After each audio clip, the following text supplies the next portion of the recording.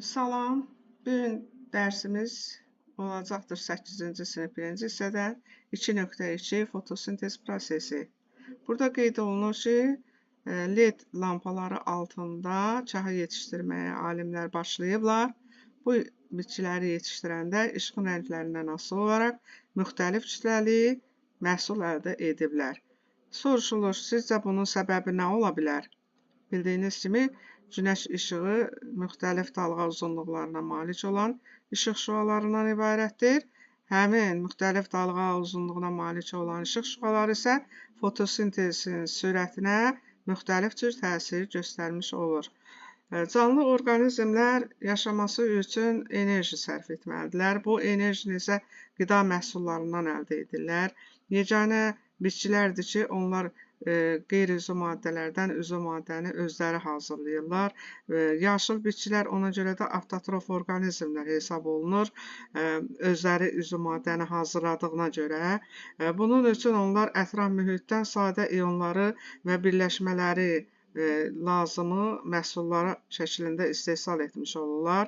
Sadə məhsullardan mürəkkəb üzvü molekulaların əmələ gəlməsi üçün enerji və fermentlər tələb olunur. Fermentlər bitki hüceyrələrində olan, enerji isə günəş işığından udularaq xlorofil pigmentində üzvü maddələr glikoza hazırlanmış olur ki, sonradan həmin glikoza məhsulu bitkilər tərəfindən daha iri molekullu karbohidratlar şəklində ehtiyat halında toplanmış olur. Xlorofil tərəfindən işıq enerjisinin karbon qazının və suyu glikoza ilə oksigenə çevirmək üçün istifadə olunduğu proses fotosintez adlanır. Bax, burada gördüyümüz kimi karbon qazı üstəgələk su, burada işıq enerjisi olaraq günəş enerjisindən, günəş işığından istifadə olunur. Xlorofilə malik olan hüceyrələrdə glikoza və oksigen əmələ gəlir. Glikoza əsas məhsul hesab olunur. Onlar canlıların qidalanması üçün lazım olan enerji ilə təmin edir. Oksigen isə bildiyiniz kimi tənəffüsə lazım olan qazdır, atmosferə buraxılır. Burada şəkildə üzvü molekulaların əldə edildiyi mənbələr göstərilib. Gördüyünüz kimi yumurtanın istehsal olunması üçün toyuqlar qarğıdalı dərindən istifadə edirlər və yaxud çörəyin əmələ gəlməsi üçün buğdadan istifadə olunur, çoldardan istifadə olunur, çörək istehsal olunması üçün və yaxud da ki, kofenin və yaxud da ki, qəhvənin əldə olunması üçün qəhvə bitkisindən istifadə olunur. Bax, bunlara baxsaq, bütün bunların mənbələrinin bitki olduğunu görmüş oluruq. Bildiyiniz kimi, bu proses fotosintez sayəsində mövcud olur. Yəni, üzvü maddələri əmələ gəlir və onlar toplanaraq digər canlılar tərəfindən də mənimsənilmiş olur. Bitkilərdə fotosintez üçün nə lazımdır? Burada 3 ədəd plastik qab götürülübdür, 2 litrlik. Onlar kəsilərək içərisinə əvvəlcə çınqıl, sonra torpaq qoyulubdur. Hər plastik deməli, butulkaya 1 ədəd lobya toxumu əkilibdir və onların, bax, bu birinci gördüyünüzü su ilə təmin ediblər, günəş işığının altına qoyublar. İkinci gördüyünüz isə günəş işığının altına qoyulsa da su əlavə olunmayıb. Üçüncü təsvirdə gördüyümüz bu şəkildə isə deməli, lobya toxumunun üzərinə bir qədər su əlavə olunaraq qaranlıq şkafda saxlanılıbdır. Günlər ötdükcə onlarda baş verən dəyişikliklər nədən ibarət olubdur, onu müəyyənləşdirməyə çalışaq. Müzakirə edin. Bitkilər arasında fərqi görmək mümkündürmü? Əlbəttə ki, görmək mümkündür. Burada birinci qab həm su ilə təmin olunubdur, həm hava ilə təmasdadır, həm də günəş işığı ona təsir göstərir. Ona görə də birinci qabda olan məhsuldarlıq daha yüksək, bitki daha yaxşı inkişaf edəcəkdir. İkinci qabda isə günəş işığı olsa da su yoxdur, su ilə təmin olunmayıb. Ona görə də bu bitki günlər keçdikcə zəifləyəcəkdir. Qaranlıq şkafa qoyulmuş bu bitki isə su ilə təmin olunsa da, bura günəş işığı düşməyibdir. Odur ki, burada fotosintezin məhsulları yaxşı olmayacaqdır, cəhəti zəif inkişaf edəcək, yarpaqları solğun sarı olacaq. Günlər keçdikcə geri qalacaq və inkişafdan qalacaqdır. Görünən fərqlər bitkinin fotosintez etmək üçün suya və işığa ehtiyacı haqqında sizə nə deyir? Biz hələ qeyd elədik dərsin əvvəlində ki, fotosintez prosesi üçün mütləq karbon qazı, su və xlorofilə malik olan yarpaq və yaxud bitki və bununla yanaşı günəş işığı da lazımdır ki, bu proseslər həyata keçirilə bilsin. Fotosintez prosesinə təsir edən amillər xarici və daxili amillər olmaqla oynayır. Belə ki, xloroplastın miqdarı, xlorofilin tərkibi miqdarı, sitoplazmanın tərkibi, yarpağın anatomik quruluşu, yaşı daxili amillər hesab olunur. Bunlar hamısı əhəmiyyətli hesab olunur. Bundan başqa xarici amillər də mövcuddur ki, işıqdır, karbon qazıdır, sudur, temperaturdur. Bu kimi xarici amillər də fotosintezin sürətinə təsir göstərmiş olur. Burada qrafik ifadələr verilibdir. İşıq intensivliyinin fotosintez sürətinə təsiri göstərilibdir. Fotosintezin sürəti, işığın intensivliyi. İşığın intensivliyi artdıqca müəyyən səviyyəyə qədər fotosintezin sürəti artsa da sonradan sabitlik əldə olunur.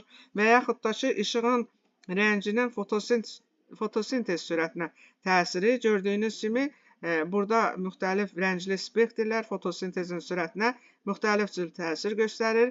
Yəni, yüksək səviyyədə bənövşəyi işıqda olur, sonra aşağı düşür, mavidə, yaşılda, sarıda isə yenidən yüksəlməyə başlayır. Bu isə qırmızı işıqda yenə də fotosintezin sürətinin artmasını göstərən qrafik ifadədir.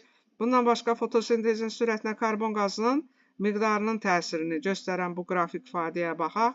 Karbon qazı bildiyiniz kimi havanın tərkibində 0,3% mövcuddur və karbon qazının mühitdə artması gördüyünüz kimi fotosintezin sürətini artırsa da yenə də bu müəyyən səviyyəyə qədər davam edir. Yenə sonra sabitlik əldə olunur və yaxud da ki, gördüyümüz kimi suyun miqdarının fotosintezin sürətinə təsir mexanizmi gəlincən, deməli 15% torpaqda su olandan sonra fotosintezin sürəti artır. Bu proses suyun miqdarı 70% olana qədər davam edir. Sonradan isə sabitlik təmin olunur.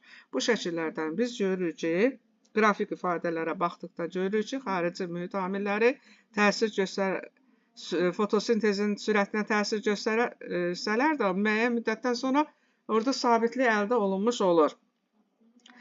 Bu qrafik ifadədə temperaturun fotosintezin sürətinə təsiri göstərilibdir. Bildiyiniz kimi, mən deyərdim ki, temperaturun təsiri fotosintezi məhdudlaşdırıcı amil hesab oluna bilər. Gördüyünüz kimi, haradasa 0-dan yuxarı bir 4-5 dərəcə temperaturda fotosintezin sürəti artmağa başlayır, 10 dərəcədə yüksəlir, 20 dərəcədə də yenə yüksəlir. Bu proses davam edir 30 dərəcəyə qədər. 30 dərəcə fotosintezin sürəti üçün maksimal temperatur hesab olunur və deyərdim ki, 25-35 dərəcə arasında temperatur olanda sürət burada fotosintez üçün əlverişli yüksək sürətə malik olur. Temperaturun 45 dərəcədən keçməsi 50 dərəcəyə çatması isə fotosintez prosesinin dayanmasına səbəb olur və beləliklə temperatur məhdudlaşdırıcı amil rolunu oynamış olur. Öyrəndiklərinizi tətbiq edin. Baxırıq burada yenə də təcrübə göstərilibdir. Birinci, ikinci, üçüncü təcrübələr işığın intensivliyinin fotosintezin sürətinə necə təsir göstərdiyini göstərən qrafik ifadələr verilibdir. Baxsaq, bunların hamısında karbon qazının miqdarı eynidir gördüyünüz kimi, amma temperatur fərqi birində 15 dərəcədir. 15 dərəcə olanda işığın intensivliyi deməli, bax, belə bir sürətə malik olur, fotosintezin sürəti. Təcrübə 1-də isə 25 dərəcə olanda birinciyə baxanda işığın intensivliyi ikincidə daha çoxdur. Orada deməli fotosintezin sürəti artacaqdır. Bu proses tədricən 25 dərəcə olanda gördüyümüz qrafik ifadədə yüksək olacaqdır. Burada soruşulur ki, müzakirə edin. Təcrübə 1 və 2-nin qrafiklərini müqayisə edin. Bu qrafiklərdə fotosintezin sürəti haqqında nə demək olar? Demək olar ki, işığın intensivliyi artdıqca, temperatur yüksəldikcə fotosintezin sürəti də artmış olur.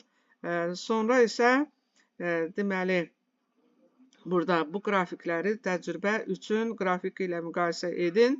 İşığın intensivliyinin fotosintezin sürətinə artırmasına təsir mexanizmi burada da yenə göstərilibdir.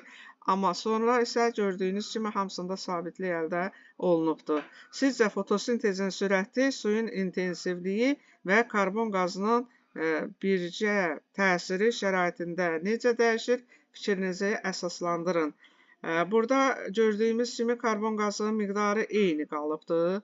Hamısında 0,4%-dir. Amma temperatur yüksəkliyi 15 dərəcədən 25 dərəcəyə qalxıb və belə olan tədbirdə işığın intensivliyi də fotosintezin sürətlənməsinə səbəb olur. Amma bu müəyyən hədd çərçivəsində sonradan isə bunların hamısında sabitliyi əldə olunmuş olur. Öyrəndiklərinizi yoxlayın. Fotosintezin baş verməsi üçün hansı şərtlər vacibdir? Qeyd elədik ki, karbon qazı olmalıdır, su olmalıdır, xlorofili olan bitki və yaxud yarpaq sahəsi olmalıdır, həm də günəş işığı olmalıdır. Bunlar olarsa, fotosintezin baş verməsi üçün şərait yaranmış olacaqdır. İkinci soruşulur, sizcə fotosintez prosesi üçün hansı amillər məhdudlaşdırıcıdır? Fikrinizi əsaslandırın. Mən yuxarıda 35 dərəcədən qrafik ifadədə 35 dərəcədən yuxarı temperaturda fotosintezin sürətinin kəskin şəkildə aşağı düşdüyünü və sıfıra yaxınlaşdığını görürük və belə qeyd eləyə bilirik ki, temperaturun həddindən artıq yüksək olması fotosintez prosesi üçün məhdudlaşdırıcı amil hesab oluna bilər. Üçüncü soruşulur, temperaturun fotosintez sürətinə təsirini araşdırmaq istəyən şagird öz təcrübəsində şəkildəki hansı təcrübələrdən istifadə etməlidir. Gördüyünüz kimi qapalı qab verilibdir, dipçək qoyulubdur, hamısında gəmirici qoyulubdur. Amma içində quru torpaq, deməli A-la C-də quru torpaq qoyulubdur. Burada deməli fotosintezin intensivliyi aşağı olacaqdır. Burada deməli temperaturun fotosintezin sürətinə təsir mexanizmi göstərildiyinə görə nəmli torpaq olan B və D təcrübələrindən istifadə olunması daha məqsədə uyğun hesab olunur. Bir cəhəti qeyd edeyim. Günəş spektrinin dedik ki, müxtəlif dalğa uzunluqları var. Bu da fotosintezin məhsuldarlığına təsir göstərir. Belə ki, yaşıl bitkilər spektrin qırmızı işığından, qırmızı dalğa uzunluğuna malik olandan, qonur yosunlar yaşıl spektrdən, qırmızı yosunlar isə bənövşəyi spektr hissəsindən istifadə etməklə fotosintezi yerinə yetirmiş olurlar. Beləliklə, nəticəyə gəlirik. İşığın intensivliyi, karbon qazının miqdarı, suyun miqdarı, fotosintez prosesinin sürətini müəyyən qədər artırsa da, qrafik ifadələrdən gördüyümüz kimi sonradan sabitlik yaranmış olur.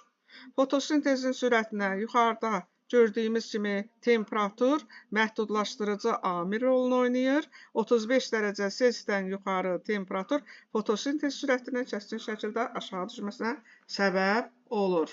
Və beləliklə bu dərsimiz haqqında bu qədər. Qalanları növbəti dərsimizdə. Sağ olun.